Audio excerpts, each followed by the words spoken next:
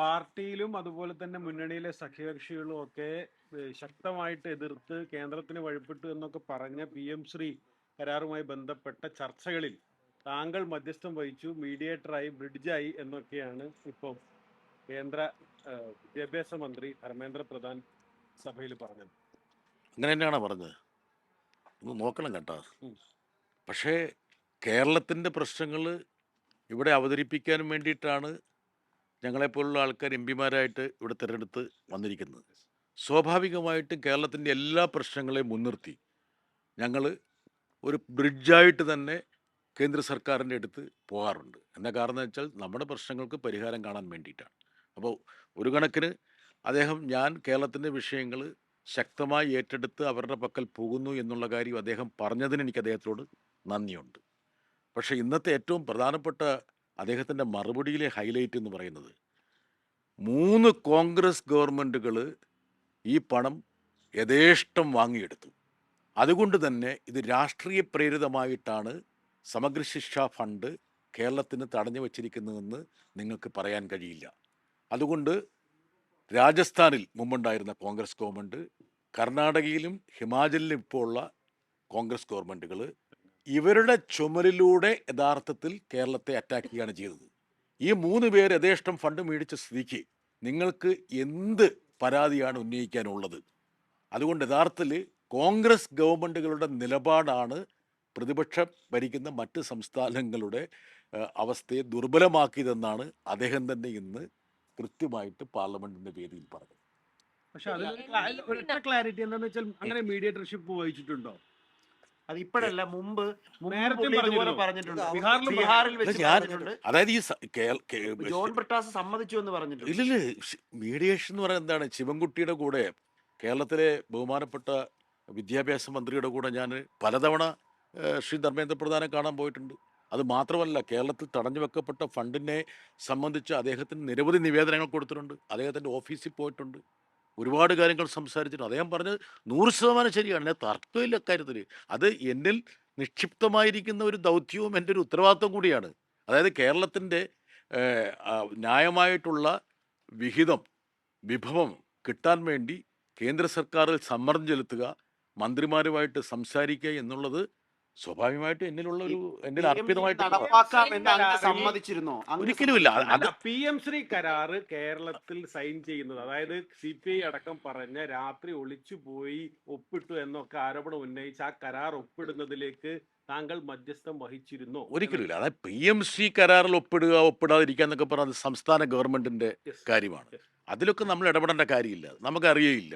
ഇന്ന് തന്നെ ഞാൻ അതിശക്തമായിട്ടാണ് ഈ ചോദ്യം ചോദിച്ചത് മുഴുവൻ. അതായത് 2018 കൊണ്ടുവന്ന സമഗ്ര ശിക്ഷ ആ പദ്ധതിയിലെ ഫണ്ട് 2 വർഷത്തിന് ശേഷം വന്ന NEP-യുടെ പേര് പറഞ്ഞും പിന്നീട് 2 വർഷത്തിന് ശേഷം വന്ന PM-ശ്രീയുടെ പേര് പറഞ്ഞും എങ്ങനെ തടഞ്ഞു വെക്കാൻ പറ്റും?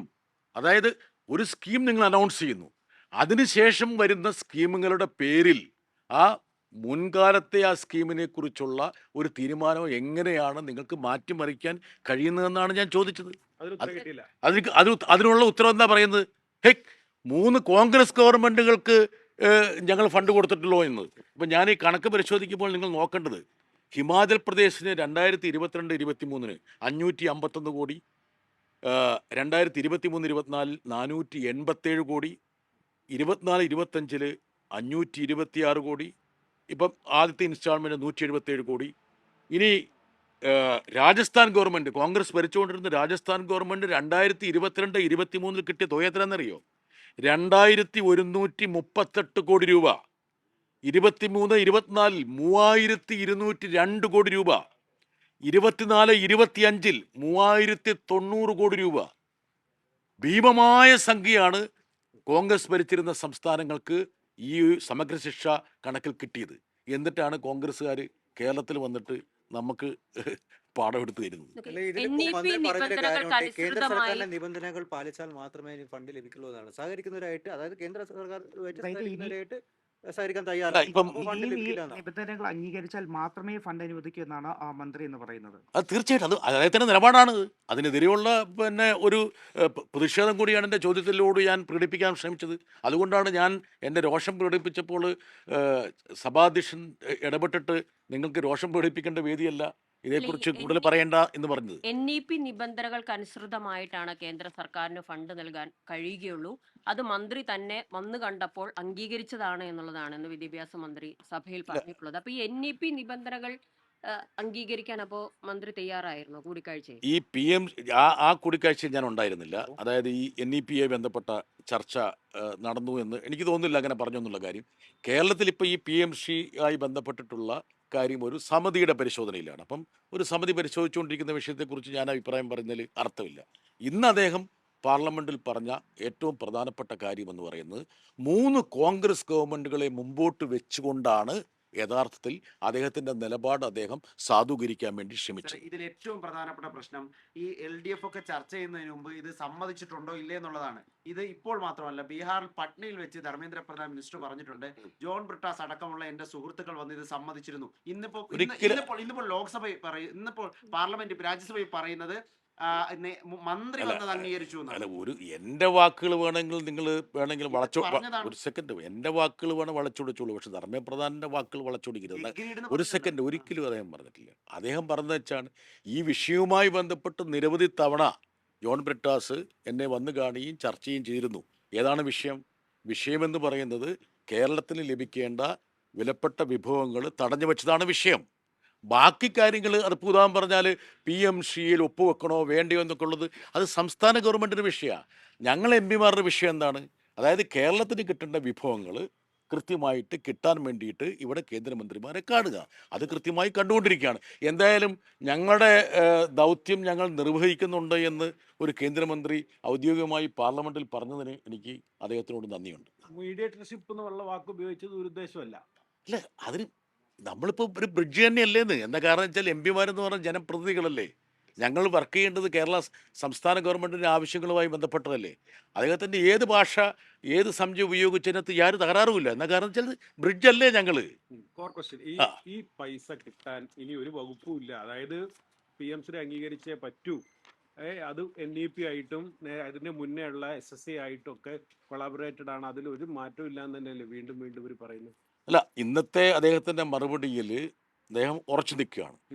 അദ്ദേഹം ഉറച്ചു നിൽക്കാൻ വേണ്ടി അദ്ദേഹത്തെ പ്രേരിപ്പിക്കുന്ന ഏറ്റവും പ്രധാനപ്പെട്ട കാര്യം കോൺഗ്രസിൻ്റെ 3 സംസ്ഥാനങ്ങൾ ഭീമമായ സംഖ്യ ഈ കണക്കിൽ മേടിച്ചെടുത്തല്ലോ എന്ന് അദ്ദേഹം കൃത്യമായിട്ട് അടിവരയിട്ട് പറഞ്ഞു. അതൊരു വശം. 2, ഇനി ഈ PMCയുടെ മുകളിൽ അവർ ഉറച്ചു നിൽക്കുകയാണ് എങ്കിൽ എന്ത് ചെയ്യണം? അത് കേരള ഗവൺമെൻറ് ആലോചിക്കേണ്ട കാര്യമാണ്. കേരള ഗവൺമെൻറ് നിയോഗിച്ചിരിക്കുന്ന ആ വിദഗ്ധ സമിതി അല്ലെങ്കിൽ ആ ഏകോപന സമിതി പഠിച്ചു നോക്കേണ്ടതാണ്. എന്തായാലും ഇന്ന് അദ്ദേഹം കൃത്യമായിട്ട് PMC ഈ സർവശിക്ഷ സംബന്ധിച്ച് സമഗ്ര ശിക്ഷ സംബന്ധിച്ചുള്ള എല്ലാ കണക്കുകളും കൃത്യമായിട്ട് ഓരോ സംസ്ഥാനങ്ങൾക്ക് കൊടുത്തത് അണാപ്പൈ അനുസരിച്ച് കൃത്യമായി തന്നു. ഒരു വ്യക്തതയ്ക്ക് കൊണ്ട് ഒറ്റ കാര്യം ചോദിക്കട്ടെ.